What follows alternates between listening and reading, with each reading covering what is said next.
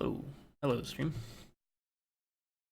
So I have a new mic, so I might be. I'm gonna take a second to make sure everything's good with it. Like, seems like everything's fine. It's still picking me up.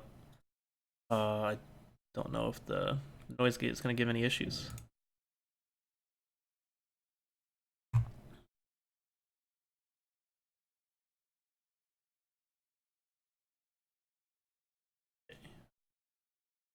This is just my zoomed in scene. All right, so this stream's gonna be a little bit different than what I normally do. So normally when I do this, it's just because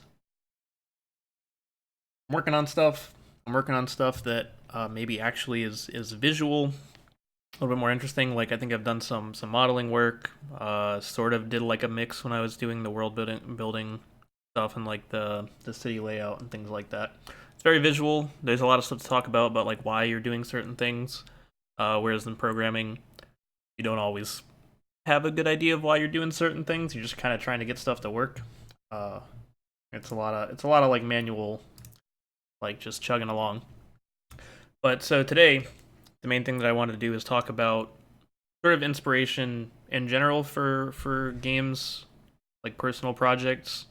But the context of that is that there's been like some issues that I've had with development that are not technical, although I've had a fair bit of technical issues like getting this project going because I'm using the experimental stuff with Unity 2018.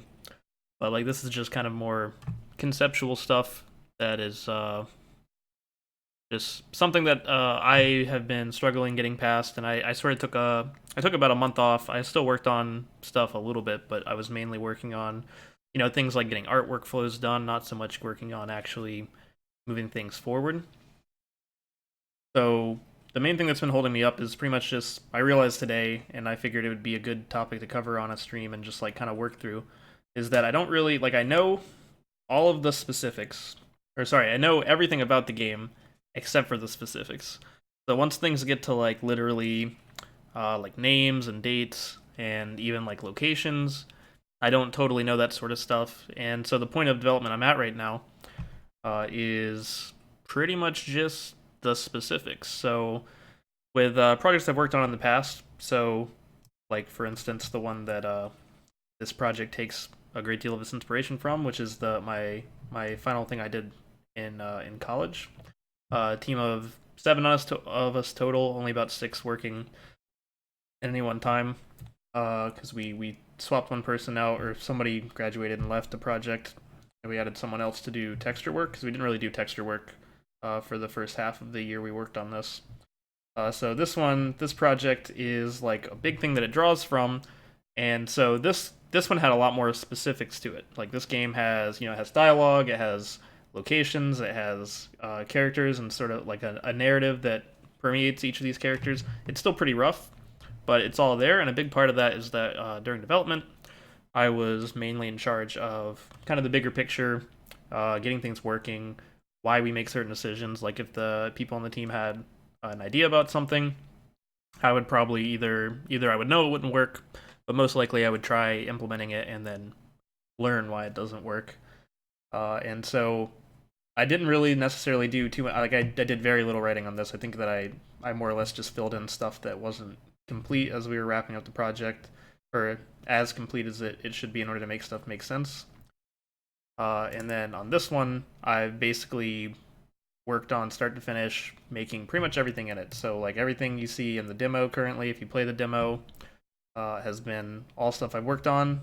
Taking stuff from this, there's a few things that still remain in the project, like some of the props were made by people in the other project, like candles and things like that.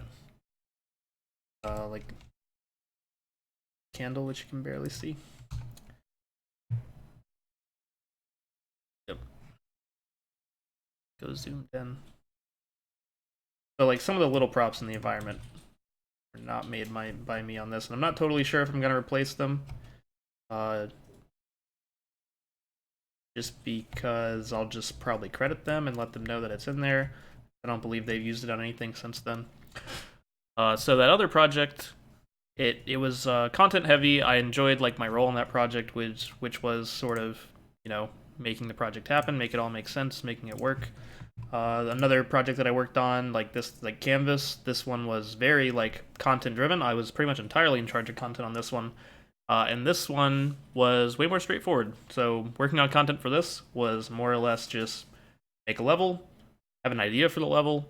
Uh, if the level isn't fun or it's confusing, pretty much just change the level because the mechanics of this game pretty much made it to where, like, since exploration and learning are a big part of it, then having a level, as long as the environment leads you to the result, then there was a lot of there's a big buffer between like what your intention was versus what players experienced in like a positive way. And like when I run D&D, or if I like when I mess around with making mods for like Skyrim a couple years ago. And for those, like making content was pretty straightforward because I knew more or less what I wanted to do with it. There were a lot of things that made that easier, like so like for modding for instance, like there's already assets there, so maybe your idea for something isn't quite what you end up with, but that's fine because it actually gets done, it gets complete, and you make progress. And for D&D, when you come up with something, like the main part I enjoy about running D&D is really coming up with the scenarios, because you kind of know, you at least know who's playing it, like kind of more directly. You don't have to have this like theoretical layer that you're trying to tailor things for. And if you come up with something, it's pretty much free. Like as long as you know what it is and can describe it, then it's free. That includes like characters, environments, quest lines, random encounters. So it's really easy to work in that environment. So for this, I'm kind of going to be going through how I think, like, I'm going to gather some inspiration, talk about why I'm gathering these specific kinds of inspiration, and then from there I will know, or I will frame how content is going to be developed for this project. Because the main difference between all of those things and this current project is that the the time spent and the quality for this are much greater. So, for instance, right now, the main thing I'm doing in the actual editor is I'm figuring out how to polish all this up. So anything you see, like I just down-resed all my temporary textures, where you can very clearly see what is temporary and what is supposed to be final. So like the floor paneling here, it's decent res. All this stuff is all temporary. Uh, or a lot of this stuff is temporary. I guess not all of it. Like the binding on the book is pretty high res, so that's probably gonna be final.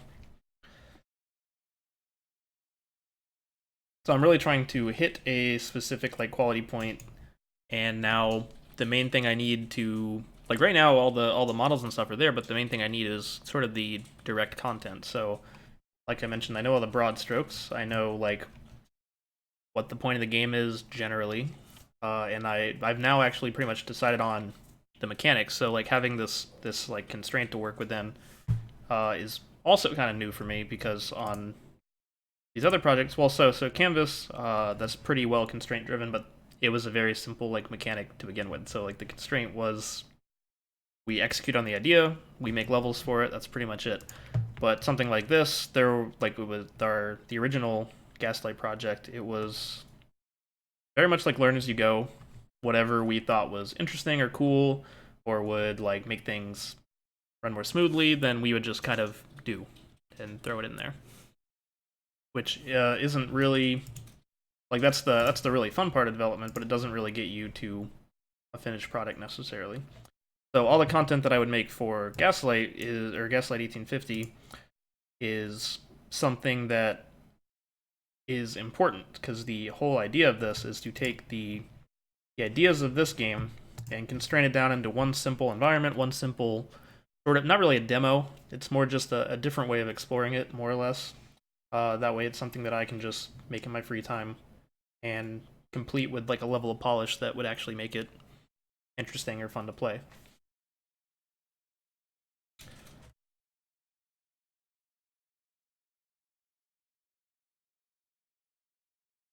Yeah. So the differences between these projects, other projects I've worked on, and the point I'm at, kind of leads me to believe that the core thing missing between these are inspiration. Because with this, you draw from inspiration with a lot of people, but with this, you need to draw inspiration from a few very specific things, and they all need to contribute to precisely what you're making. Because the environment is sort of like the main character of this of this experience. So I can't just have I can't have clues that are poorly worded. I can't have props that don't belong. Everything kind of needs to be with a purpose, because if you have something there without a purpose, it leads to people latching onto it. Like if something stands out because it doesn't totally fit, or it's like an old prop, or it's not as high resolution, like textured as something else, then people are going to gravitate towards that, because a large part of it is that you're supposed to be exploring, you're supposed to be investigating, you're supposed to be collecting these clues, and if something draws the player's attention, then it needs to be important. And like, obviously not everything, but it needs to be it needs to have a purpose, even if it's not important to like mechanically important. It needs to be either like flavor text wise it's important, or just get a slight bit more insight, which means that you everything kind of needs to be very focused. And so kind of the idea of the inspiration. So I'm going to be going through what I think is the core elements of the game, kind of comparing it a little bit to the other Gaslight, because this is where these kind of ideas were created originally, and probably a little bit of googling. I don't know, I'm a little weird about doing that on stream. Like normally if I do anything programming related, I make sure it's something that I've already thought about pretty well and know pretty well how I'm going to do ahead of time, so that I don't have to like, look at APIs constantly or anything like that. But I think the whole idea here is that we should be getting more towards specifics, and the reason why I'm not there yet is because I just don't know enough about like either the topics, or I don't know how I can present the topics, or I don't have enough interesting ideas about each of the topics that I can actually draw from. So this game, Gaslight, this was my last project I made for finishing up college. It's got all the hallmarks of an open world game mixed with sort of a horror, like a what's the term, survival horror elements. So as you can see, it's got like a lot of you know non-finalized assets in it. But the idea here is that I was breaking the game up into three different parts. There is the intro section, which is sort of a lightly guided tutorial. So this is actually one of the core tenets of the design of like this whole collective like game series. I don't know what else to call it. These collection of games is that so lightly guided, player driven, and then I don't know a good way. That's probably good. So lightly guided and player driven.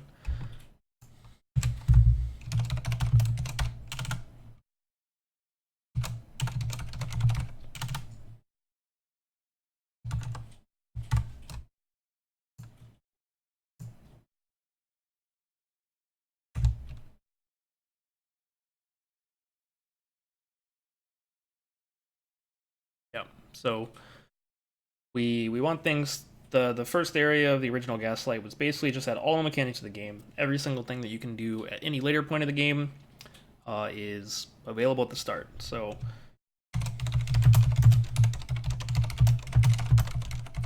and this isn't totally true in 1850 in the sense, so like in Gaslight you well, I guess it's not entirely true in Gaslight either.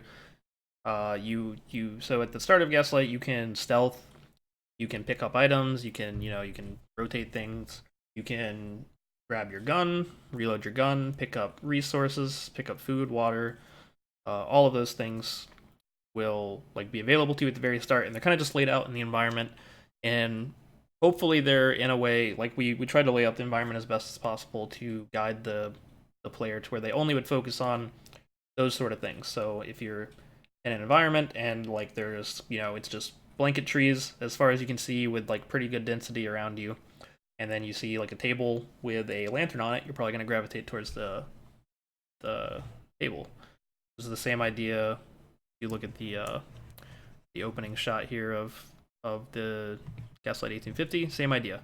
So we're just gonna use a typical convention of drawing attention to the light, and then that's gonna make people like it's the only thing they can focus on, so they will go towards it and they will learn that they can interact with it. And then that teaches them a few different things, and you don't really need to tutorialize it all that much. So simple mechanics. Yeah, so simple mechanics.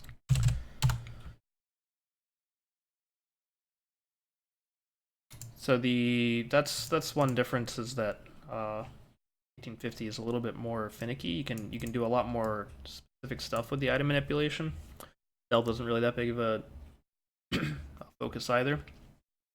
So the next section in Gaslight, the original Gaslight, was the middle section, which is all about free roaming, meeting people, like the social. I guess yeah, social element. That's a good way to think about it. Is that it was a very social section. So you kind of get the build up to what's going to be coming in the future, like what could be coming in the future. Sort of like it's the longest section. It's very ominous. You pretty much you're supposed to just focus on meeting all the characters in this section.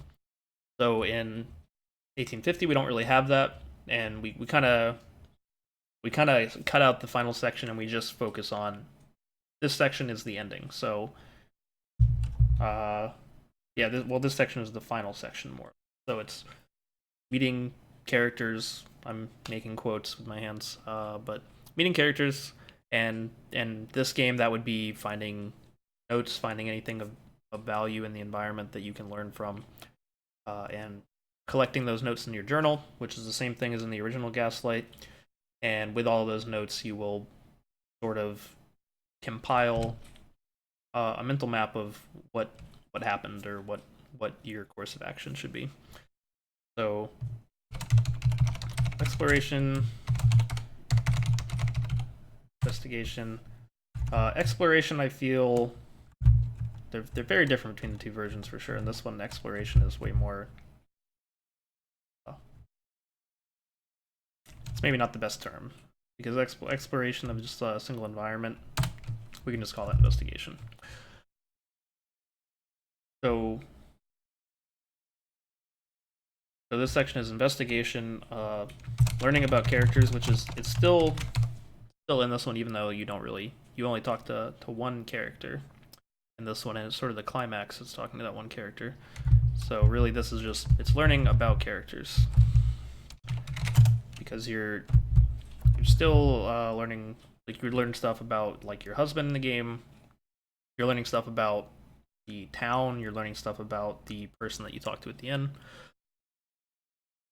So it is sort of similar. It's just that it's very trained spatially, so that still follows through. And then the last section in original Gaslight, it was pretty much all mechanics focused. So that's any resources you've gathered up to this point. You now no longer have a way to replenish those resources. So if you fired your gun willy nilly, you never actually tried to get more gunpowder or bullets, we had it broken up in gunpowder and bullets. It's like two separate resources that you needed in order to fire your gun. So if you just shot cans around and stuff like that, then if you get to this final section of the game, you're pretty much left with stealth, and then there would be some ammo in there, but it would be very hard to come by.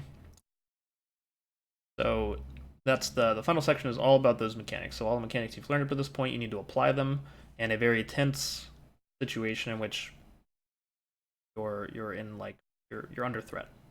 So we're sort of leaving that one out. I would say that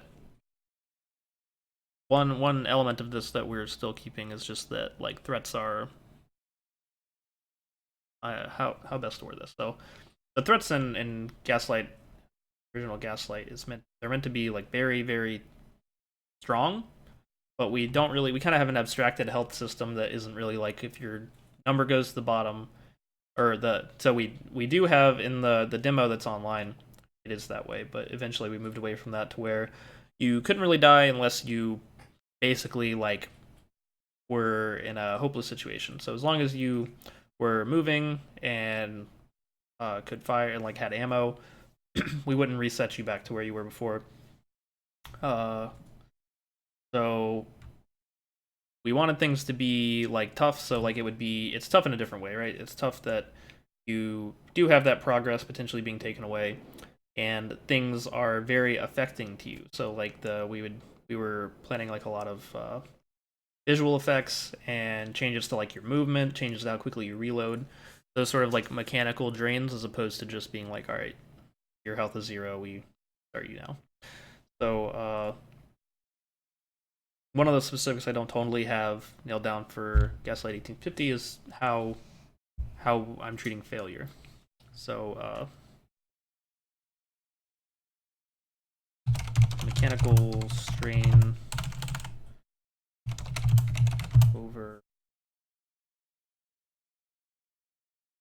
losing progress.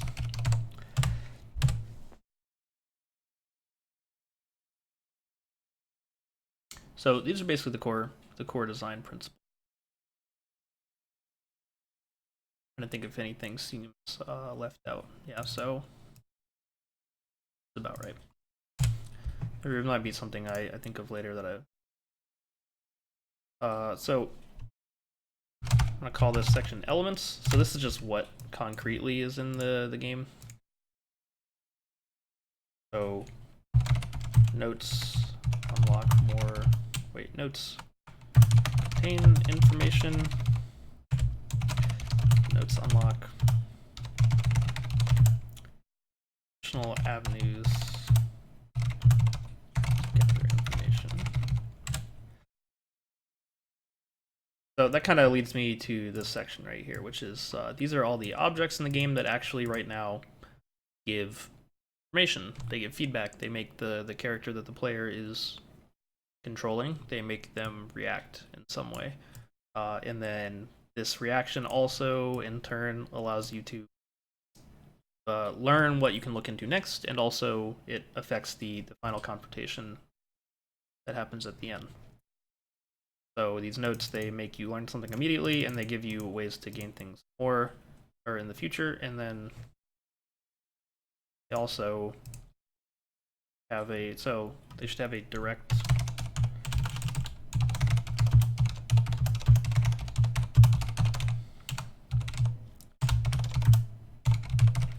So these nodes should have a direct mechanical function. So this is kind of our main form of interaction is through investigation, because we want to encourage people to engage with the environment in a non-superficial manner.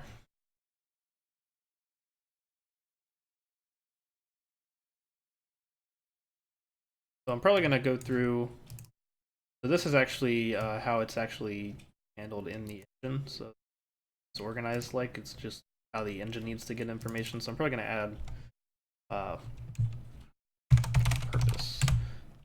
Purpose section will be where I might not, I don't think I'll get to this today. Depends on how quickly I get through nailing down some of the more general stuff.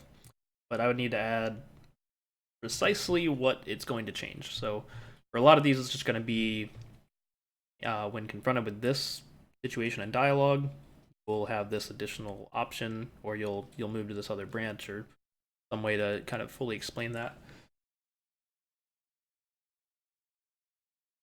So the elements of it, they have the notes, we have the dialogue.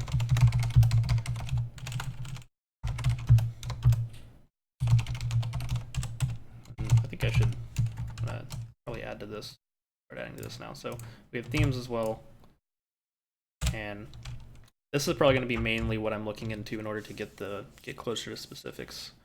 Is so one of the main themes is, of course, gaslighting. So I understand what gaslighting is. Gaslighting is pretty much just when you are trying to make people think they know, or think something that they know is true isn't true, in order to make them think that they are crazy. So this originally the idea for this the original game that we worked on, Gaslight. This one is more or less just a weirdly elongated, sort of like a. We just went way too far with the core concept, which was the core concept is just you have an old revolver, takes a long time to reload, and you're in stressful situations in which you can rely on your gun in order to progress. So it's not meant to be a shooter necessarily, but that's the core idea that like kind of led to all of this. And then gaslighting seemed to pair well with that. So we were thinking if we don't want it to be a shooter, how do we add that like kind of internal conflict or inherent conflict to every situation and make people not rely on the gun? So like one way we made people not rely on the gun is we just limited the resources that you can gather from it. But you know, there's the other way is that we just kind of made things unreliable. So people would be unreliable, people would lie to you. It would be obvious when people are lying to you in some cases. There were people that were probably crazy, right? Like if you think a person is crazy, and then we have that character act crazy, but they consistently tell the truth, it makes the player doubt things. And this is sort of a fine line that I don't really think I'm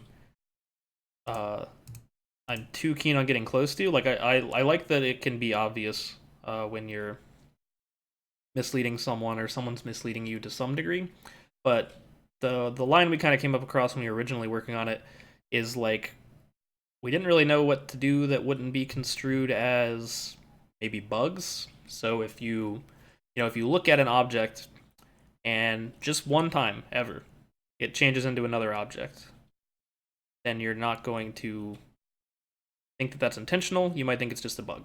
You're not going to be like, oh, that was weird, or that was like that is indicative of something. You'll probably just move on and think that there was a bug. So we don't really want to go that far. We just really want the core or like the climax, which is the conversation with the preacher.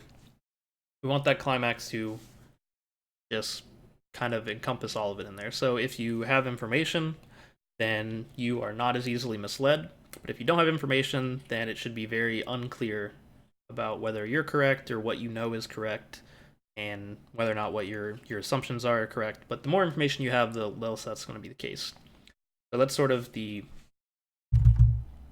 that is sort of the core theme of the game, because it inspires all these other mechanics. So the reason why you're exploring is that you don't have information and you may not feel that you can reliably gain information.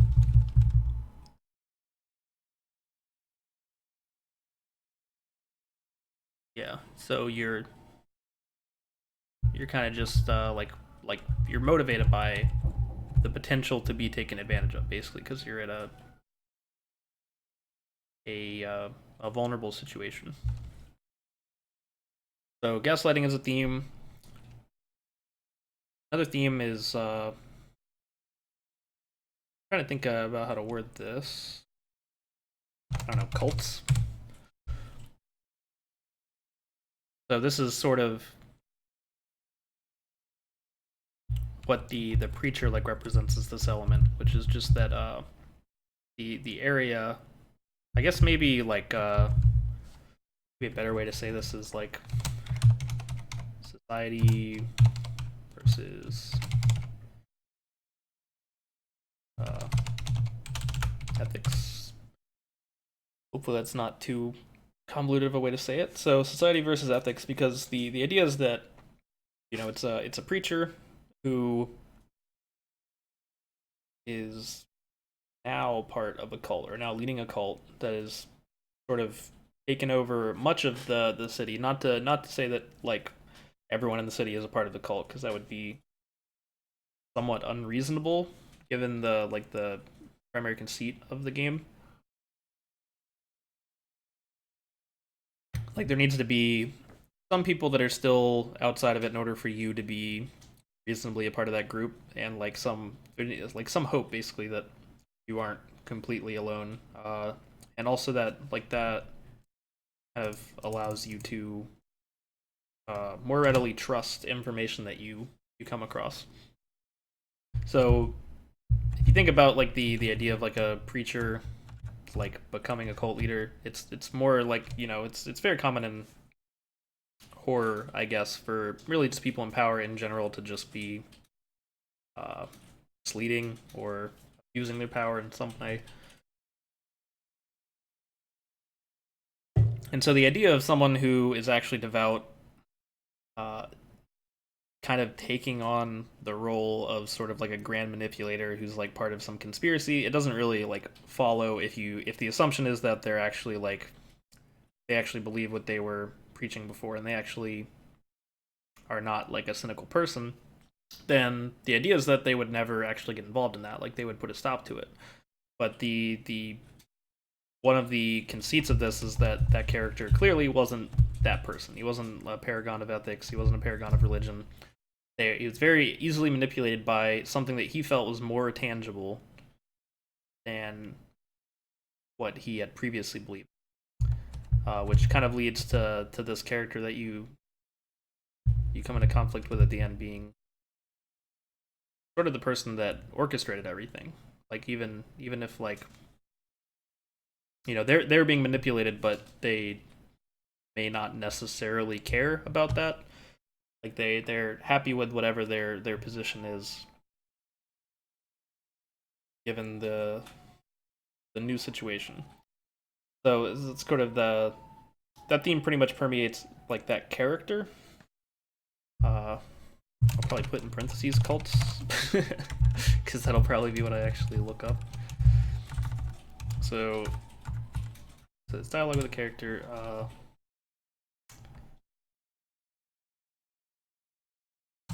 Granular interaction.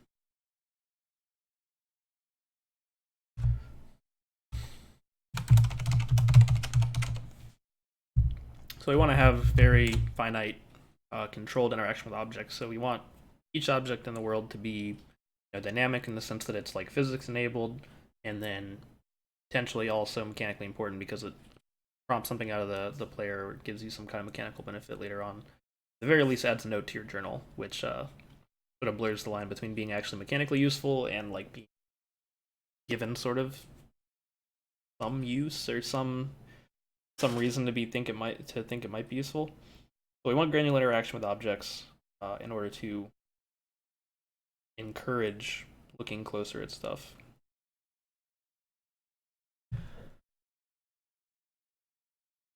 So we have gaslighting, society versus ethics. I don't really know if this is something that I would like to consider a theme of the game. Actually, I guess it's worth putting in there because it does inform things that I'm putting into it. So,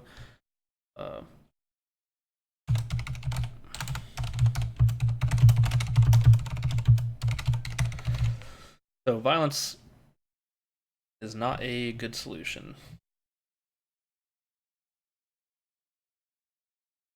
Probably more easy. Back up. All right, yeah. So violence is not a very good solution. It's not an elegant solution. I think that the original game, part of the idea of us, or I guess part of the idea that inspired the idea of a gun that is not reliable and not important to how you interact with stuff, was just that like if you want people to engage with something besides the violence, then violence can't be the de facto solution to everything. So in this situation, violence is an option. There are 2 guns that you can get, and yeah, I guess this is yeah. So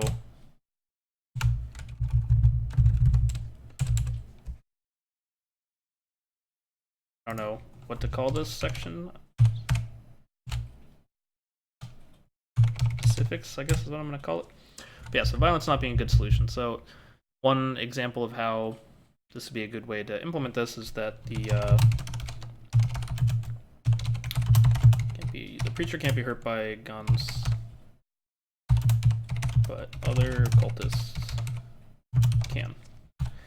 So the only really way out of the house is through the front door. that's being guarded by the preacher. Once you reach a certain climax, or if you reach a certain climax in the conversation, then you would have to contend with the other cultists. So,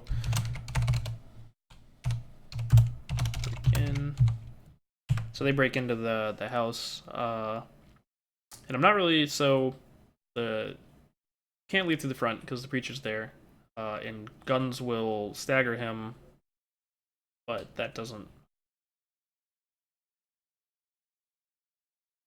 mean that you can get out through the front necessarily. But I'll just say that if you get out of the house, you are you're quickly apprehended when you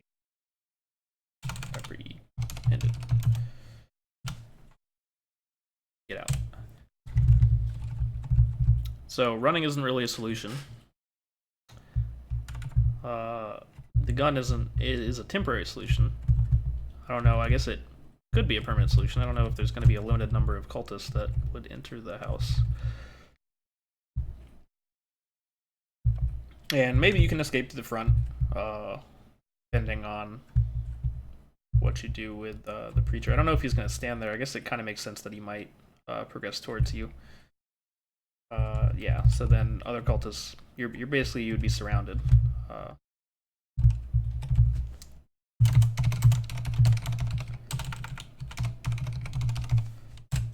Okay.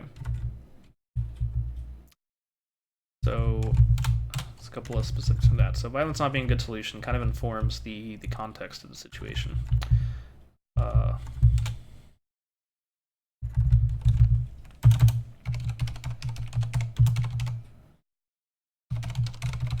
Alright, so imperfect information is similar to gaslighting. So imperfect information is kind of the idea that you basically don't have guaranteed correct information.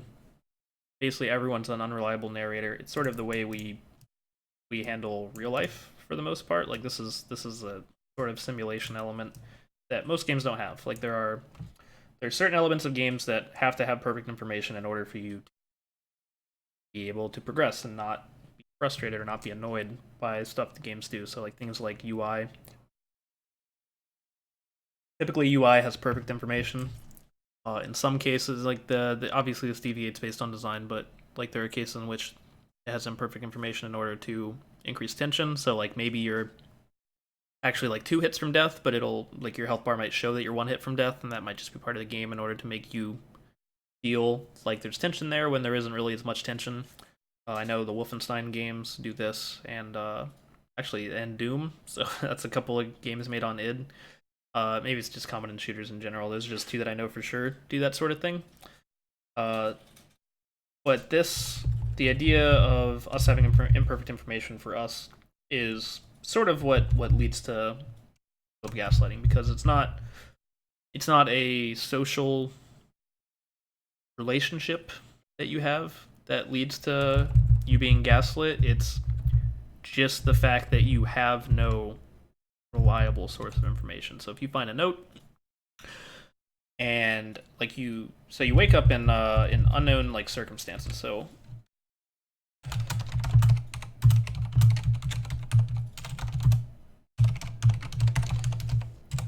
you wake up in unknown circumstances, and this kind of leads into us being able to present imperfect information. So if things are out of place, you're already out of place as a player because obviously this isn't a familiar environment for you. But anything that you would maybe first take for granted, like where you are, who you are, why things are a certain way, that's sort of the imperfect information that we get to manipulate. So, like for instance, you find like a few bloodstains down here, bloodstains on the hardwood, and without the character has one perspective on it, and that'll be what the player gets. And then the person that you talk to towards the end would have a different perspective on it, and then maybe even a note you find around the house would have an additional perspective on it. And So the uncertainty, or at least it's not really just the uncertainty, it's just the fact that there are conflicting information about it, kind of leads to this idea of gaslighting. And I'm not entirely sure if it's even it even matters what the correct answer is. Uh, yeah, I don't know, because I'm thinking that like so in a lot of games, if you allude to something, it can be, or I guess that's just a writing thing in general. If you write about something, you don't actually need to explain it, and you individually don't even need to necessarily understand what it is. Uh, I'm trying to think of like an example. The only thing I'm thinking of right now is like Lord of the Rings, but and as far as I know, maybe he did literally everything about it. But like if someone alludes, like I guess it's more to the point of a viewer watching Lord of the Rings, when they talk about like the dwarves or they talk about the mines of Moria, every one of the characters has a reaction to it, but but the viewer doesn't know anything about it. Like that's probably the first time they've heard that is when it's first mentioned in the movie, and everyone has a reaction to it. The audience has a reaction to it, and then they just kind of move on. And like, granted, you get more information later, but like in that moment, it kind of didn't matter whether or not they were ever going to go to Moria or really learn anything else about dwarves whatsoever. Which is kind of the same thing here. It doesn't matter if they can prove that their initial assumptions were correct. Doesn't matter if they can prove that the other person is correct. It more just matters that there's uncertainty. Uh, yeah, so waking up in unknown circumstances kind of allows us to do that. Like this wouldn't work if, for instance, we had, or actually, yeah, it wouldn't work if we had a day where everything in the house was exactly as it was, and then you can kind of go to bed, and then you wake up the next day, and then the events of all of this happen, right? It needs to have some kind of uh, infusing context to it. There needs to be some kind of onus for you to explore and learn about stuff going on in the environment.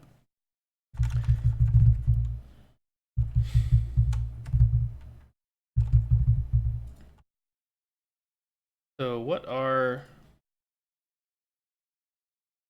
all right, so I think that next thing I should do is probably explore each of the characters, because one of the issues that I've been having is writing the dialogue. So I had the sheet that I made up on stream. Let's see how much of that you guys are seeing. Yeah. So I had this sheet that I made up on stream, which is just the. This is sort of, yeah, it's sort of like the flow of the conversation. So it starts in the introduction. You get lied to basically, or you don't get lied to, but you get misled. They try to manipulate you, and then they question you while you're questioning them, and then they kind of try to leverage this authority. So they would be now trying to get you to act on what they want you to do, based on how they manipulated you basically all the way up to this point. And then they become honest with you, and then they try to manipulate you further from the grounds of the honesty. And then once again try to, like, they take action at that final point. So this is like the flow of what conversation is going to take for this, and like there's a lot of useful information for this. I've looked at this a few times when planning things out. The part that this doesn't elaborate on is sort of the core mechanic of the game. So this is a good way to have the conversation happen in a vacuum. Like this could happen if you, it kind of needs to be able to happen, even if you never look at anything in the environment. So if you never like actually look at any objects or anything like that, then it would be totally fine. Because we need you to be able to like still play through stuff basically. And get a, not really a bad ending, but a ending which is probably unsatisfying, and that's another specific, is that I plan on like sort of just looping it back around. So the game would start with no menu. I think that this adds better to the wake up in unknown circumstances, to basically just throw people into it. And then, I mean, there's still a menu in the game that you can like leave anytime you want, save and stuff like that. But you start with no menu, and I lost my wake up.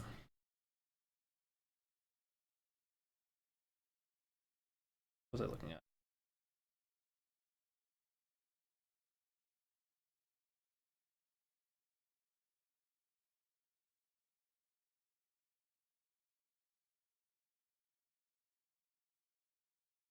Yeah, I lost my train of thought. All right, yeah. So we need the we need these things to be able to be affected by the notes. So that means that you would go from like introduction, and then maybe if you read a certain note, it might skip all the way to here. Oh right, that's right. I forgot that we're gonna loop. So looping the experience. So we loop the experience. The way I'm thinking about it now is that until you get the canonical end. So as long as you are still looping, then you know there's more information to be found, and you know that there is a different way for things to result. I'm not entirely sure. Thinking about this for a while, so I'm not entirely sure if all of your information should reset when it loops back around, or if you'll keep all the information. I think at the moment I'm just going to say that you keep information on a loop. So if you go through and you get easily manipulated, and like let's say you go through this and you they say, you know, wait, let's see, where did you get? So yeah, that's actually that's another thing, is that if you you don't have any information, you kind of skip from just on a statement of intent into them ordering you, and then you're either going to refuse and kind of backtrack to statement of intention and stuff like that and going through this way, or you just agree. Like it might on a first playthrough you wouldn't necessarily have any reason to distrust them if you did not explore. So you might just leave and then it'll restart through. And yeah, so it wouldn't really matter. I think that it's fair to let you keep your information, because probably on a first playthrough people are, they're going to have some information and they might not apply it with the most intent, like they won't have the very specific intentions with why they're doing certain things. But if you're gathering more information collectively, then your intention or your goals might become more specific as well. So you keep information when it loops. Yeah, I think that's like that as a reason. Another thing, so these are kind of, these are the variables that at the moment I have for dialogue. And they each kind of allow you into certain branches. They basically move you into different branches or add more specific options. And so the way that these work, I kind of need to directly map to how it moves you along the flow chart of this dialogue. Back up just so really zoomed out. All right. I'll keep it like kind of like this, because I think you can still see the other page. Yeah. All right. I'll keep it like this because I'm gonna go back and forth a fair bit. So like each of these, yeah. So each of these needs to either be tied to a dialogue event. So if you were to use your information to press towards something, then that would unlock more information down the road. So the variables need to be there in order to account for that. But also if you loop around, or if you find more information out while you're talking or something like that, like you look at an object while you're talking, then that would also need to directly affect this sort of. So I kind of need to say like, all right, has gun this, like what should this variable indicate? It should be able to send you from the introduction the threats. And then from threats, you have the possibility of it going to on a statement of intent. So threats can come from the player or the antagonist. And one more thing that I think I'm probably going to do next time is that I'm going to reorganize this dialog tree. So the way I have it set up now is that, like, all right, so here's the option, there's the link, and I can go right to that. Oh, well, it doesn't jump you if you're right there. Yeah, so like if I scroll up here, so it'll jump me down to precisely where this goes, and then I can go like that and kind of work through the dialogue that way. It was a neat idea, and it allows you to kind of organize this like it's a sort of a screenplay format, which is kind of why I did it this way. But I'm going to need to organize this into a spreadsheet so that I can start adding these specifics, I guess, once we nail down the duration and stuff. So yeah, so these variables, they kind of need to go to specific stages. So variables to go to specific stages in dialogue. I'm trying to set this up to where it would be modular in one direction, I think, originally. So like it follows this pattern of introduction to like in this order, and I thought more about it as skipping, less about it, or skipping forward, and less about it skipping backwards. Like if you go to the introduction and you already distrust them, then you would go to here, but then maybe you start making threats, and that would put you back into questioning. But then from questioning, it would skip you maybe from questioning into them trying to manipulate you with this segment, or even just action. So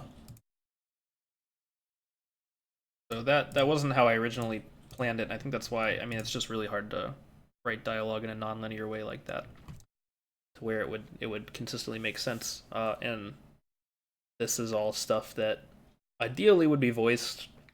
I don't really know that I'm married to that. I think that I definitely want the priest character to have a voice actor, but the dialogue that the player is picking, I don't know that it's totally necessary, because there's a good chance that you can get the final ending without hitting every single dialogue option. And because of how, like, the stuff I'm talking about right now, where it kind of can go back and forth a little bit, the section that you're in, like, it'll go from here to here to here to here. It means that I might end up needing a ton options to reward that. I need to reward these items. So having the dialogue that the other person speaks being more finite, I can kind of write the options to funnel you towards the actual recorded dialogue. So that way, even if like I add another clue or another item, I can kind of say like, yeah, this, like, I have another thing that that indicates that the wax cylinder came from your husband. Like, may I add some other thing that does that? But I can just kind of have that funnel in to the other dialogue. Whereas if I have voice acting on the player character, then I would need to re-record. Like, I would need her to re-record stuff. If I add something that's funneling to existing dialogue, I still need to have that dialogue recorded.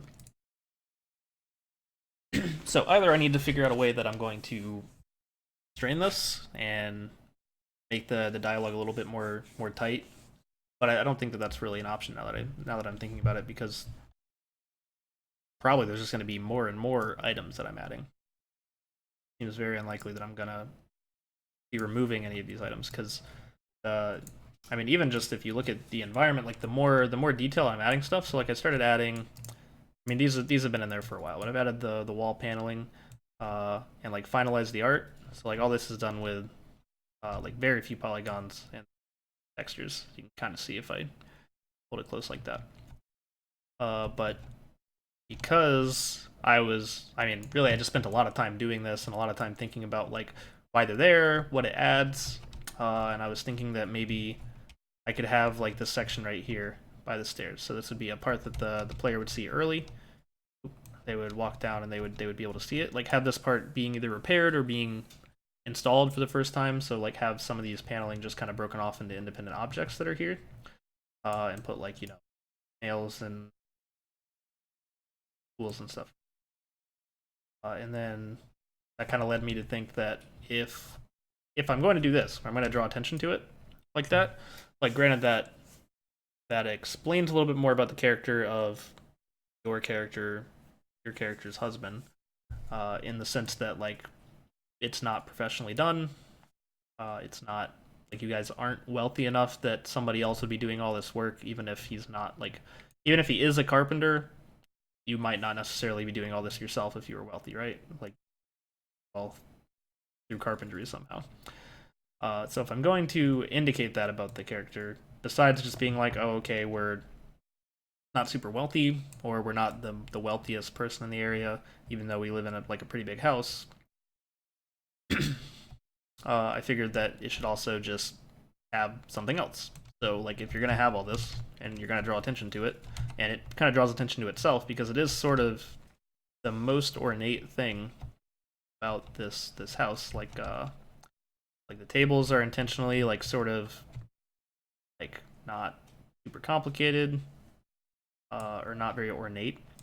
Same for the chairs and stuff, and like the cupboards are very, very simple. These are meant to be the most ornate thing. Pretty much in the house, I guess. Like having a phonograph, a wax phonograph, that's sort of a mark of wealth. But I mean, this is overly done, but it's supposed to look like it's used or damaged or something like that. So if we're going to draw attention to this and it draws attention to itself, then there should be something that someone who says, okay, that's interesting, I wonder if there's anything more to that. And it also gave me an opportunity to kind of fill out this space over here that I was actually just thinking about just like moving the internals of the building in, just because I don't know what to do with this space. It's sort of wasted space. But the fact that it might be left sort of empty might draw attention to it. So like a big part of level design is to make people's make people's eyes not focus on stuff you don't want them to focus on. So a lot of games, where'd I go? A lot of games like try to find a way, especially in open like outdoor environments, to block off things like corners. So, like corners, they don't really like draw the player's eye. It's just like a stop point and nothing interesting is happening there. And so like in games you normally see like fences, or you'd see like some rubble there, just anything to make the player kind of think, all right, I'm not supposed to focus on that. And to some degree we kind of do this with the light here, so it focuses the attention way more on the door. So this is kind of like covered in darkness, and in this corner, like kind of same way, right? Darkness sort of blocks each of these corners, and like yeah, you can go illuminate them, but like when you're walking into the room from either direction, your eye is going to be drawn to this. But if you walk into this room, there is nothing to draw your eye but this light. This light almost basically illuminates the fact, which honestly, I don't remember. I think I moved it here just to have more even lighting in this room if the player decides to turn that on. But now it almost seems like I'm signaling it, right? Like that's unintentional, but that's kind of what I should be doing if I'm going to have this awkwardly left open area with no purpose to it. I think I just put the light there originally just so that you can the player can kind of mentally map this as a safe area, even though because it was such an open area, they can go turn that light on and then they just don't have to worry about it anymore, right? Like if we're trying to get people into a state of anxiety, we want it to be intentional, whereas this would just be, this was more an accident that like dark corner was there that doesn't really have any purpose. So we can add this, and that means that like that same like that level of detail, like so I added more detail to it. It looked a lot nicer. I thought, why would someone who is like middle of the road wealth, why would they have such an ornate feature? Because it's a very Victorian era. If you look at Victorian homes that are, I mean, I don't know if it's wealthy colonists, but just the average nice colony home would have wood paneling like this. So if they're going to be installing it, that means that they're either they are becoming more wealthy or they're trying to appear more wealthy. Either one of the two sort of fits with like drawing more attention to this. And it's really just inspired by the fact that it exists at all, more or less. And so like another example of that is that I have this like hidden compartment here that will have a panel over the door, or over this little section here. That's where the, actually now that I actually have the panel there, we'll have the gun in it and some additional like information like notes and stuff like that in there. So I was thinking that if I'm going to allude to this being a possibility, that like this wall is abnormally thick, I was thinking like it's almost a 0% chance that someone standing in this room and standing in this room would have the spatial awareness to understand that here is a thicker wall than in most of the house, right? Like right here, this is thicker than most of the walls in the house anyway.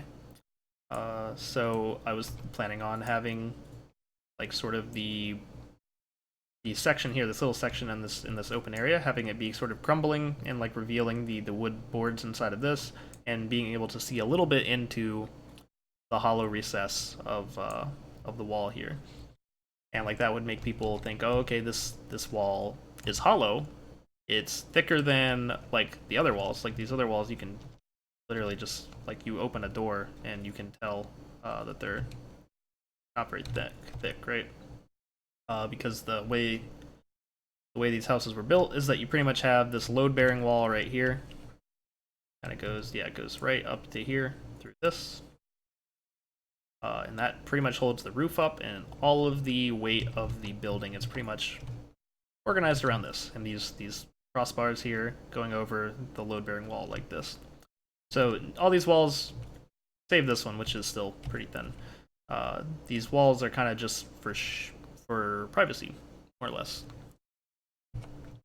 So they are very, very thin to the point where it can be easily noticeable. And then we have this one section that's going to be very thick, and it's going to indicate that there might be something in the wall, which means that we need a line of dialogue for the character reacting to that. We potentially need an object that they can, you know, like, I don't know that an object would necessarily be smart there, but you definitely need them to notice something, mention it, and then have that lead to hopefully them assuming that there's like this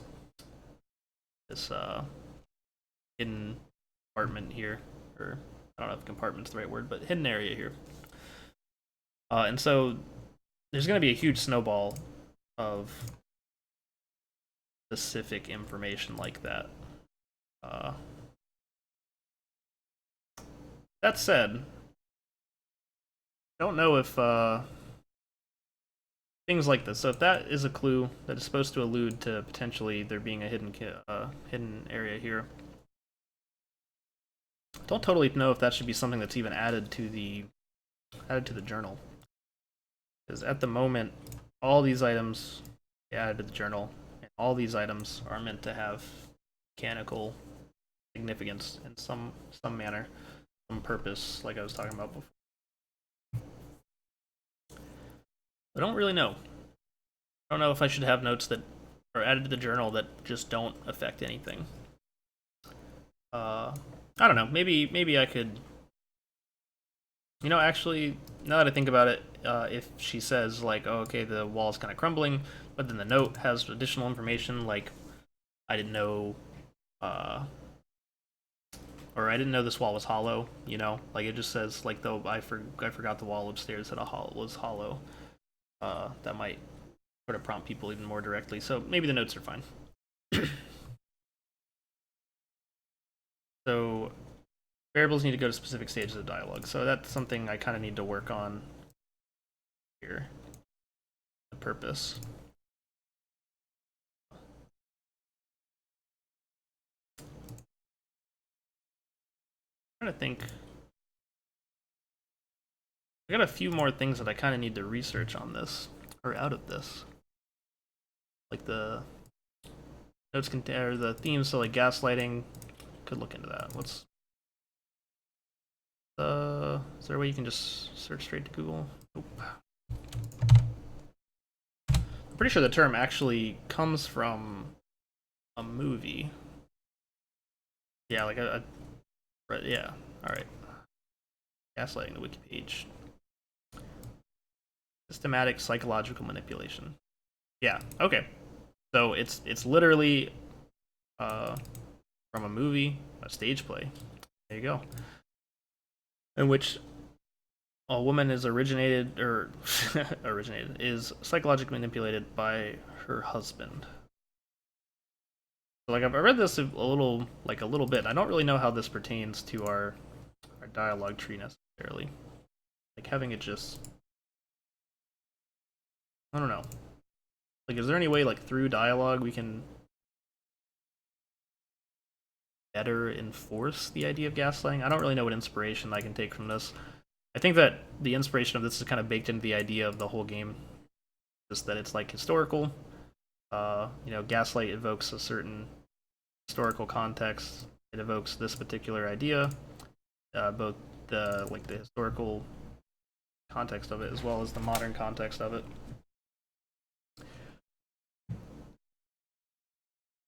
I think that probably one of the inspiration from this that I don't totally grasp is why. Which I guess I mentioned earlier that I should probably start looking into the characters a little bit more, so let's do that. Or thinking about the characters.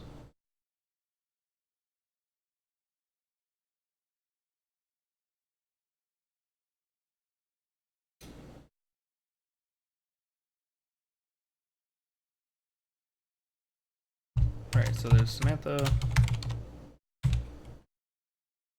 It's Grace. It's Robert. There's William.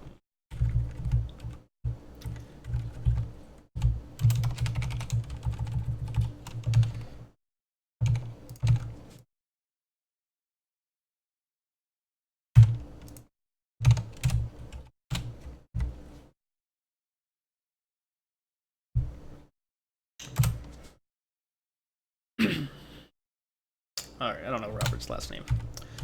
So, this is their character. She's the daughter of a ship captain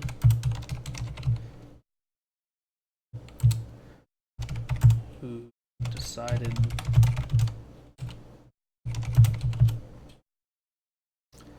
to stay in Edenton, a colonial city in Australia.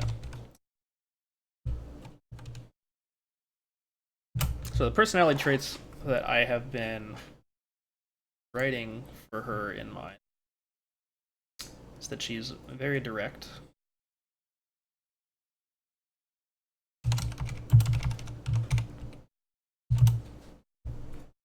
So let's think of a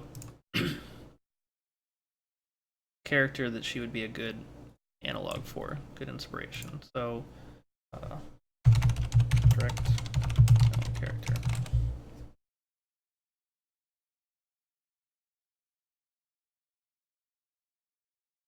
Like this is a whole another bunch of baggage, huh?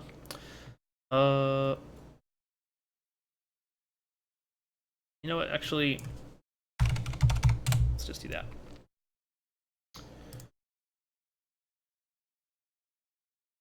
They have the films. Do they have any kind of character analysis on here?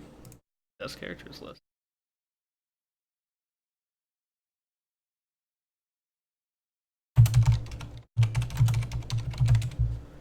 Character trains.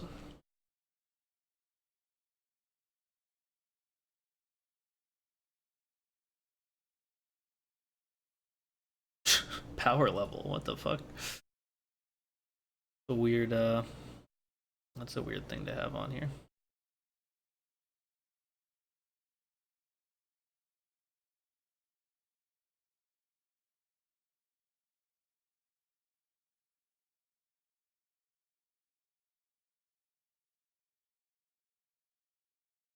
So her main attribute, she thinks fast, Bible oriented. She's very adept at literally every scientific field, so that's good. Yep, medicine and general science as well, so very smart. She can pilot, I guess is what that indicates. Yeah, this is actually a pretty good analog, I think. Uh, like I was imagining that, you know, if her father is a ship captain, has some idea about how to ships. Uh, this kind of indicates that being bookish is sort of indicative of this kind of personality.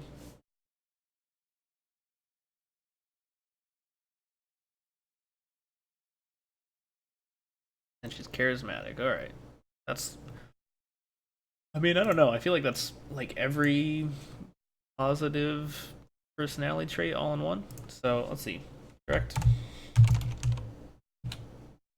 Charismatic, smart, and capable, technical, uh, experienced, captain. Yes, I don't know. Like helmsman might be more accurate, but I don't really know. Experienced captain, which I guess that's kind of true. Ripley as well.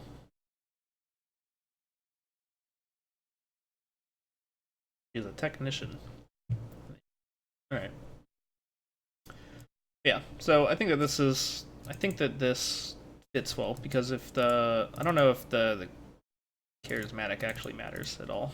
So I'll probably just remove that because that wouldn't really come through, and we wouldn't really want it to because I think that like trying to do anything through social influence kind of negates the core mechanics of the game.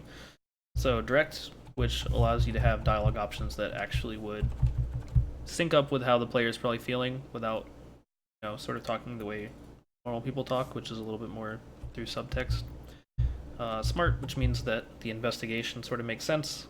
It kind of also gives the context that you aren't, or you shouldn't be easily manipulated, which makes sense. Like you want the character to act indignant when someone's trying to manipulate them.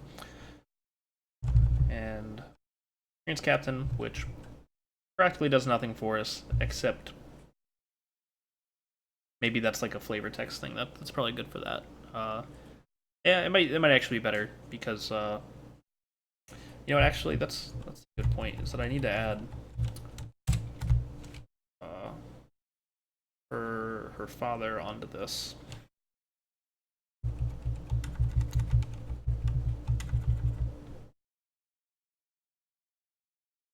I don't know. Let's keep going with the super generic names. Oh.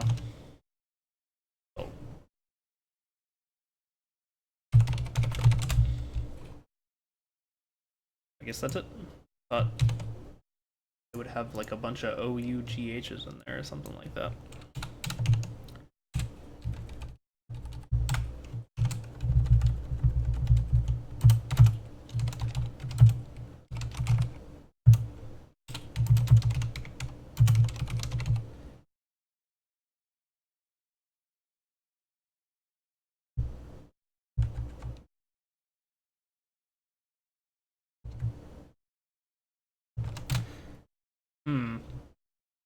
Kind of noticing something that I think is an issue, which is that the context, like the context of her character, is kind of based out around these other characters. She decided to stay. One is like she got here because her father's a ship captain, so he would have been trading in the. The idea was that she stayed here. I didn't really know why she stayed here. The assumption was just that like she got married to William for whatever reason. Yeah, I don't know. So I don't really know why she decided to stay. I guess she just decided. Maybe it's not important. that might be important because that would be something that Robert Preacher would know. Probably try to use to manipulate her.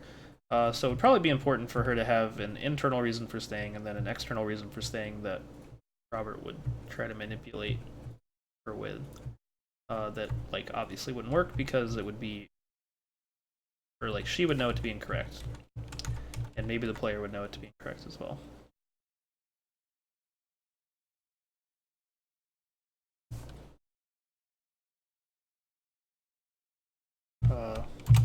For some reason, but most people think she stayed for William. He is a ship captain.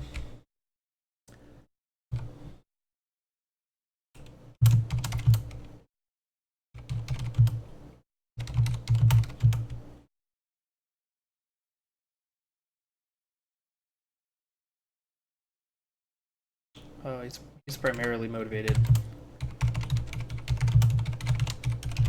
by adventure and money. So he disappeared doing a private contract. Or a private, I don't know, what do you call it when you somewhere? Private ferrying? Appeared when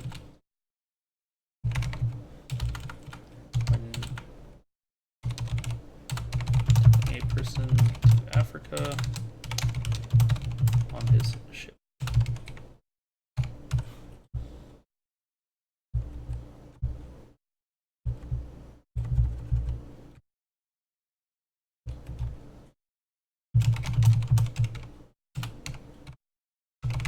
It's a lot of prepositions. So this is something that's only going to be alluded to a little bit, like his character, but it needs. I need to have it be a little bit more concrete so that I can actually write the specifics for it. So like this drawing in Grace's room from him, from her father. So it kind of like the note from this would indicate like more about him, where he is. Like it would even kind of prompt like the last time or the last place she knew he was, and hasn't heard from him.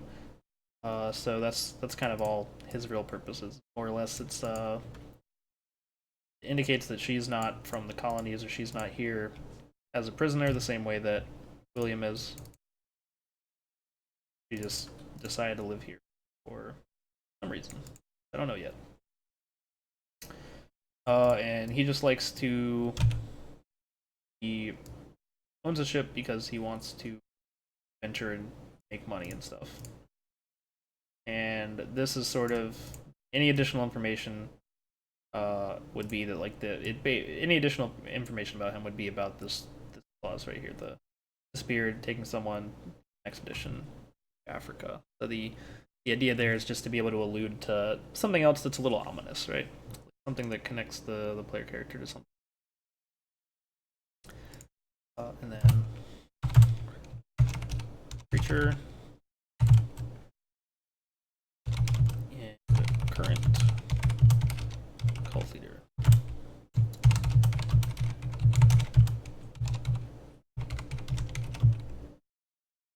Samantha. He go through stuff. So he's a cult leader. He's trying to manipulate Samantha so that he can go through all of William's stuff and take what he thinks William is either stealing or writing down or communicating about, which is sort of the only reason why they're here is really because of what William did.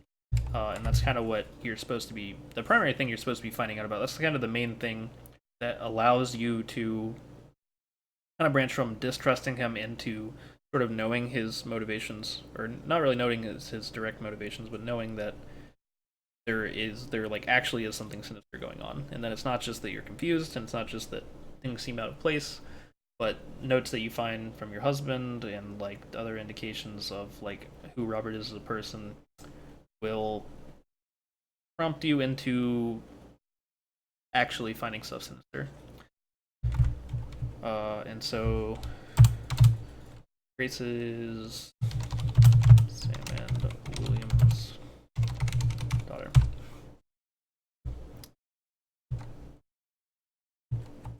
Grace is basically just a MacGuffin to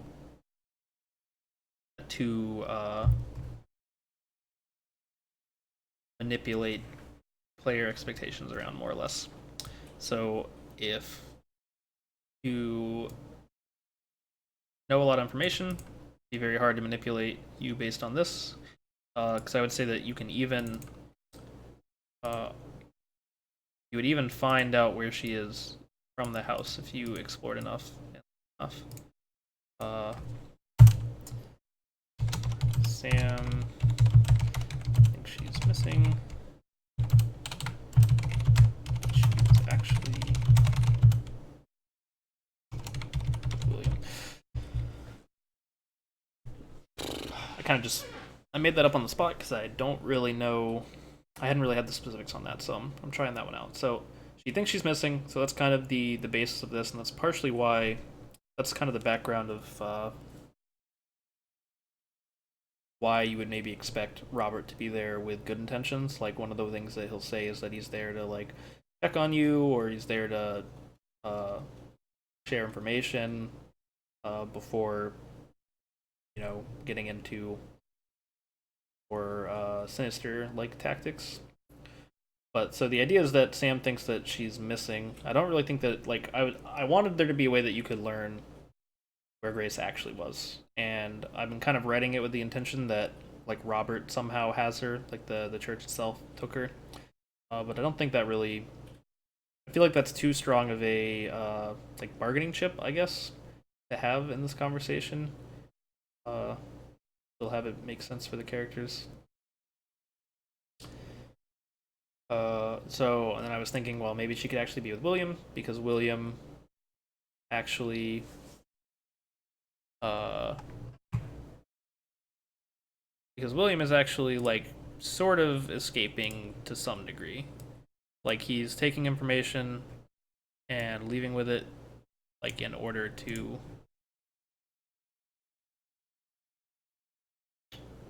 have leverage, I guess. And so it kind of makes sense that he would take his daughter, but it also doesn't make sense why he wouldn't take Samantha. It doesn't totally make sense. I don't know. Maybe she actually did run away, because it's kind of the idea is that they don't really know what happened to her. And it was going to be that Robert actually like took her in order to have leverage over William, because William took something. But then why would William leave? Well, I guess the idea is that, all right, so maybe it doesn't make sense that Robert would maybe take her to have leverage over William, because William wouldn't know that anything is up immediately. So he's a envoy.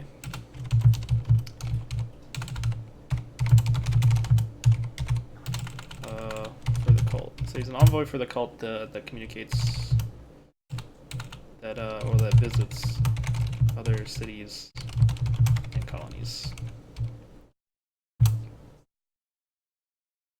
So he does this that kind of work for them frequently. So this time, or recently, he's been, planning on trying to get away, trying to expose them.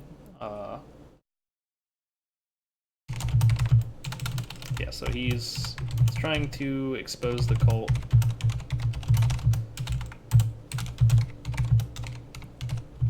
While getting his family out. So even though he's like sort of making moves like this, he wouldn't necessarily expect them to notice, the cult to notice at that point. Like, he would think that he's fine. He does know that they suspect something, which is why he sends the wax cylinder that has a message on it that, or like a hidden message at the end that warns you about Robert. Or actually, I think what I originally planned was that it tells you, it indicates that there's something hidden in the house that he wants you to find, and he doesn't want to get into specifics on the recording in case it gets found.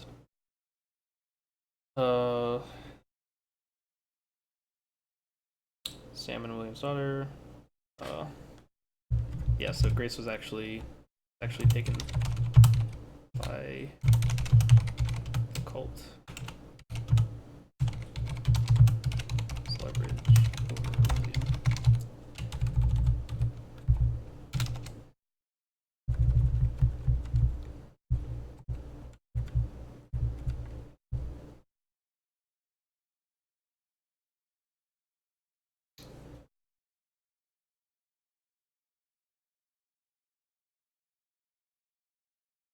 Yeah, so she was taken by the cult leader as leverage over William. And then William trying to expose the cult while getting his family out alive. William is a character that's actually from the original game that we worked on.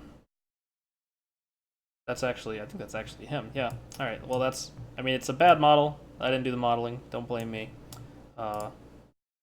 It's a bad model, but this is supposed to be William White. Yep.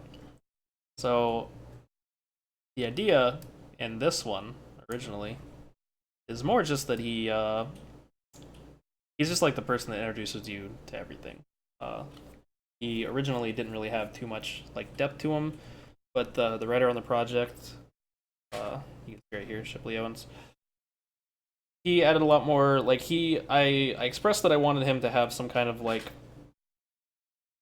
ulterior motive in the situation, and I don't really want to get into like the specifics of characters in that game too much, but William in particular was supposed to have been a part of something in some other city that he is now positioned here, and he's sort of a spy. He's like a spy for another group. He's keeping an eye on the city. The city is a gold mining city, so he's just here to keep tabs on it. I don't know if maybe he steals resources. I don't know, but at the moment, like the town's in ruins, and so he's mostly there. Like he's the boatman, the farrier. Or not, yeah, the man who runs the ferry or a barge. And so he goes to travel to other towns. He buys resources and he brings them back. Considering like the numbers have dwindled, that's kind of his primary role at the moment. But so he's kind of doing that to both exchange information as well as bring resources back. And we didn't really know, like we kind of left it open, like what that other incident is, like whatever his background is, and that's kind of what this is uh, sort of based on. So originally, this was actually going to be him as the main character, but I thought that that would be, if he's supposed to be the person that's involved in all of this, it didn't really make sense for him to be the main character for this, really, because his character would know more, whereas his wife wouldn't necessarily know more. His daughter would like likely know nothing, and it allows you to kind of learn all this stuff at the same time and also allow this to be canonical, because I kind of like, this is something I'd like to go back to and flesh out more in the future.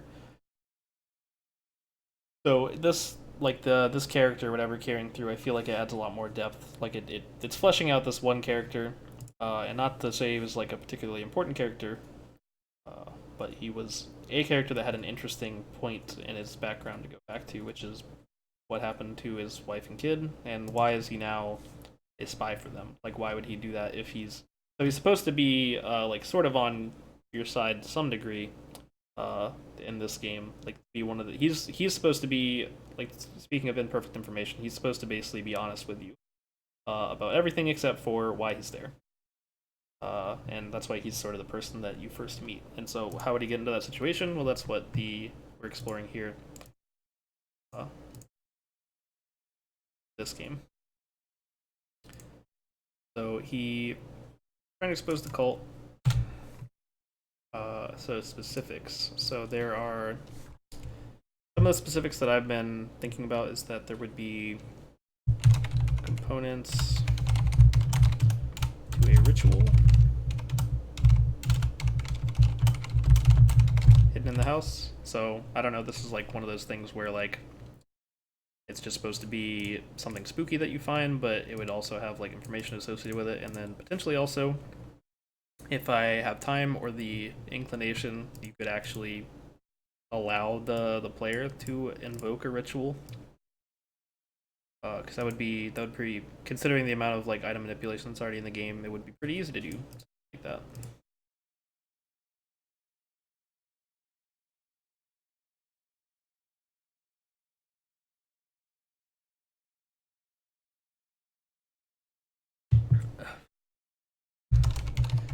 William has transcripts. All of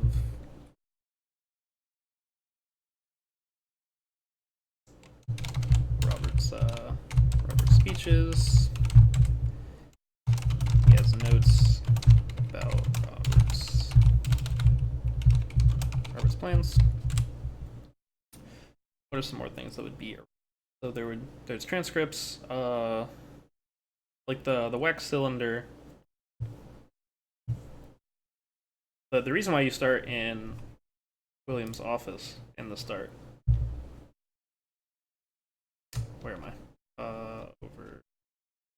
Like why you start in here is that before you like passed out, you heard the message at the end of this, and that message prompted you to go through all of his stuff, like all of his notes and like that, and learn more about learn about like what Robert's up to. So previously you had known this information, and then you come down here, and then well, so in actuality, I've gone through this once before on stream. You go, you get into an altercation, you come back here, and then you, well, I guess you would learn information here. You end up burning a lot of the notes here, so there's going to be like partially burnt notes here. And then you probably go get an altercation, you come back, and like the house gets disheveled from you coming back from that. You come up here, and you barricade yourself in. And you sort of are just, like, this is a music track as well, so you're sort of just listening to the music track, listening to it back after it happened, before you came back home. So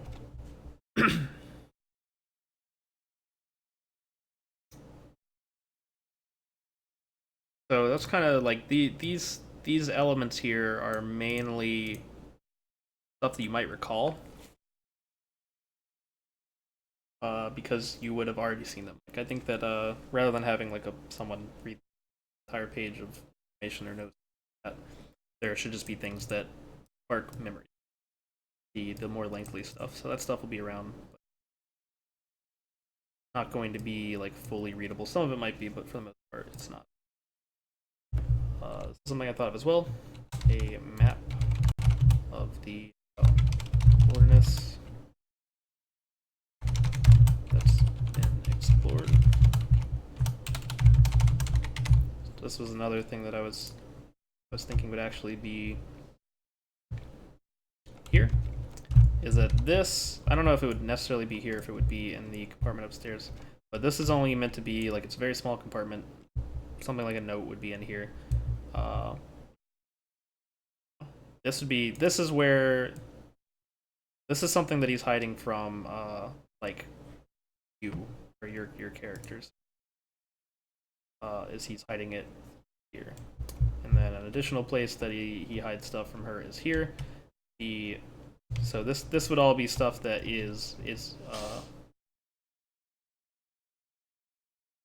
implicates him, like as a bad person, you know, a member of the cult, more or less. Even if he like sort of is, sort of isn't. And this is stuff that he actually hides from the actual cult. So all this other stuff would all be like, you know, they would all know about the map, or they would know about any of the like ritual stuff that he has, but they wouldn't know about this stuff. So that's kind of how it's divided. So I should probably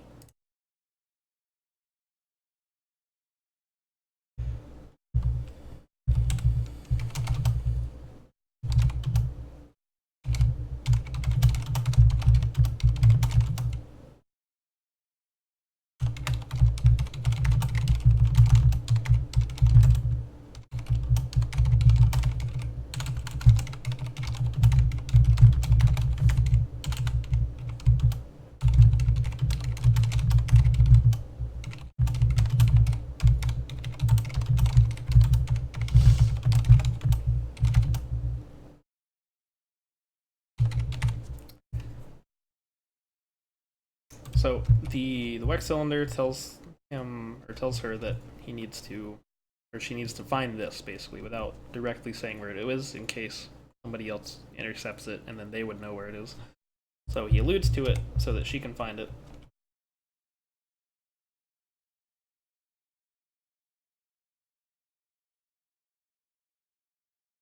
But all this other stuff would be stuff that he doesn't want her to find. So like you finding this will have different reactions. Like this is stuff that would help you in the conversation with the preacher at the end, but these things would more or less just provide more context to what the gravity of the situation is, and ideally would also like kind of indicate some of the like it would make you hopefully distrust not just like distrust William as well as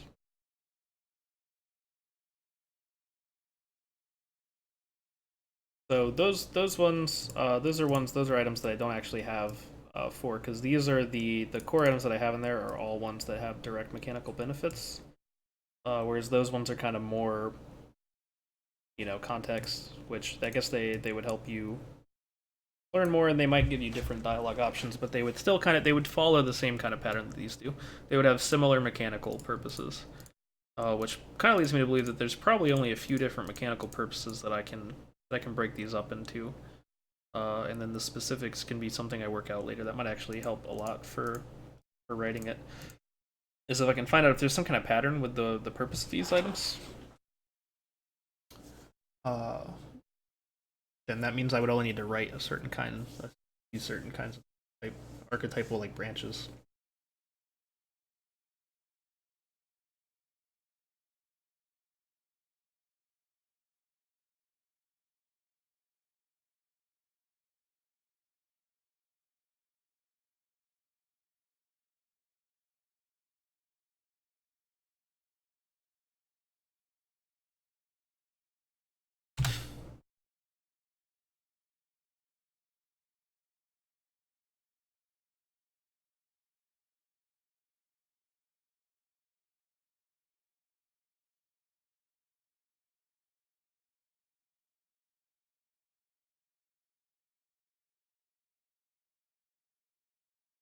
A lot of this is new stuff.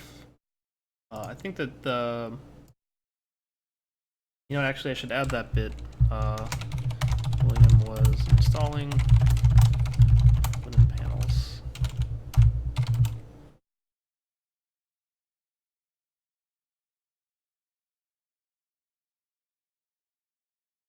On the first floor. Alright, so the fact that he's installing it indicates that these things can be unique objects. Alludes to potentially this. And then I'm thinking that, so I was going to have it to where this is the part that's missing because you would see it down the stairs. So I think that makes a lot of sense.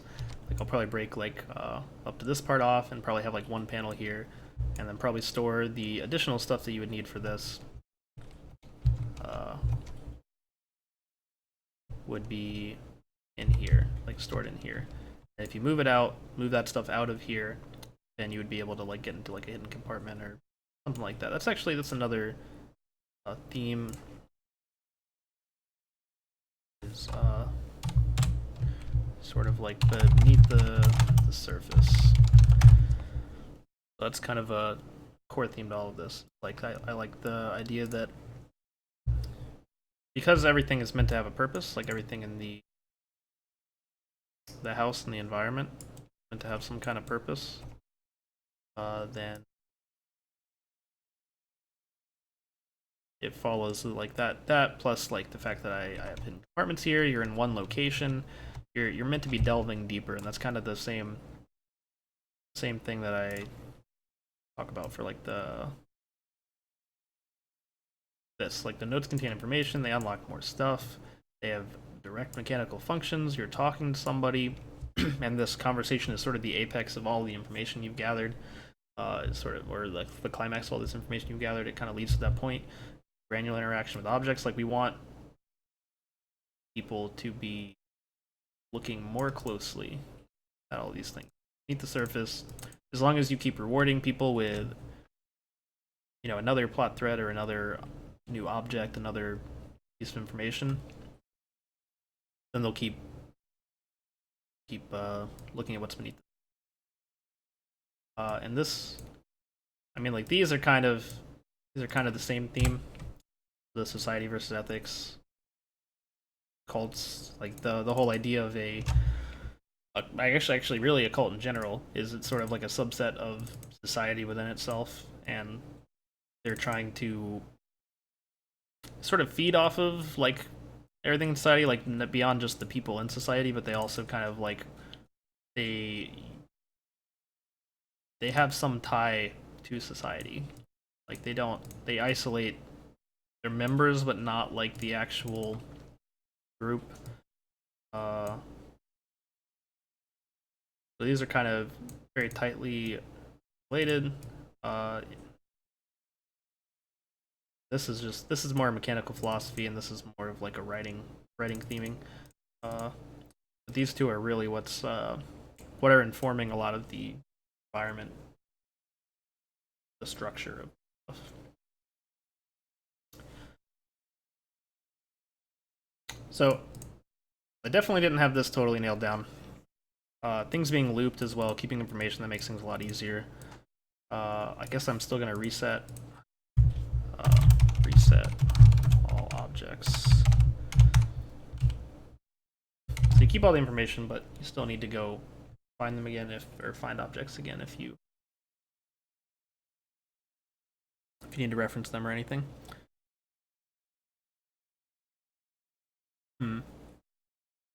Yeah, and so I definitely need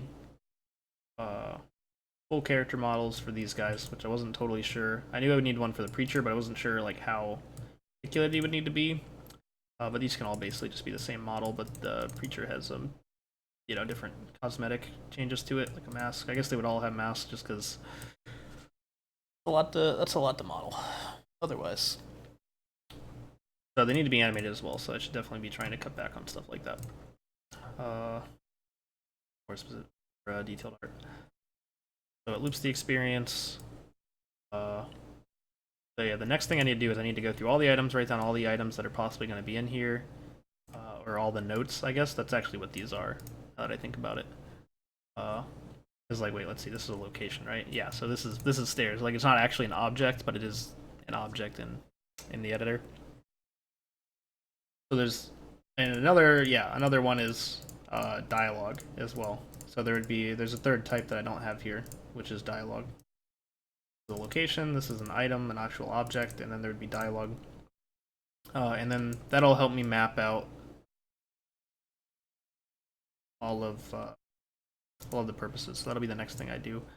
And I need to get the actual dialogue tree somehow formatted into a Excel sheet like this. Because this is not good to read. And it's hard to annotate as well. Like if I annotate that this adds it here, it just kind of clutters it up. Like I can do formatting stuff to make it more clear, but it doesn't really stop the issue that it's hard to follow the flow. And then I need to focus on these stages. I remember I read through these when I started writing, like actually writing stuff like earlier in the week. But I think that I didn't really use them as much as a tool. I just kind of used them to like inform what I was doing. But yeah, like saying that this goes from here to here, or like this skips you to threats, right? Like if you say a thing with this, then it's meant to do this, and that way each of these like little triggered variables will have a direct purpose, and then the writing sort of follows that, which I think is another big part of the Excel sheet is that I can structure them based off that instead of having them structured based on when I wrote them. I guess kind of like here's that, and then the response is right down here. So it's basically just in linear order when I wrote it. Only 10 pages, which I think. So one page for speaking is about like, actually since it's all dialogue, it's probably like 2 minutes per page, and you're not going to get through all of it. So like this whole conversation, probably a minimum of a minute, and then a max of 10 minutes, I guess, or a max of 20 minutes. I don't know. So yeah, so I don't know if I'm gonna do this tomorrow or some other time because I'm still probably gonna work on some of this stuff off stream. But I'm going to flesh this out more and have the dialogue a lot more easily editable. So for the inspiration, this is kind of the core stuff about the game that I wasn't totally like hadn't totally nailed down or hadn't at least written down, even though I kind of had these vague ideas about them. I think that once I get these items, another thing I will like here it has the actual like the thing that's said and the actual thing the note says. Once I have down every single one of those that I'm planning on having, that'll pretty much be all of the specifics done, more or less. The only thing that really needs logic is characters. Everything else is done.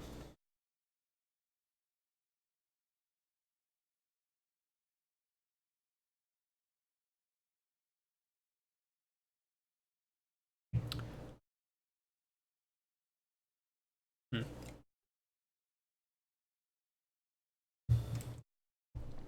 All right, well, yeah, that's pretty much it. That's the inspiration for all the content and writing that's going to be coming up in the future. So thanks to everyone that stopped by the stream.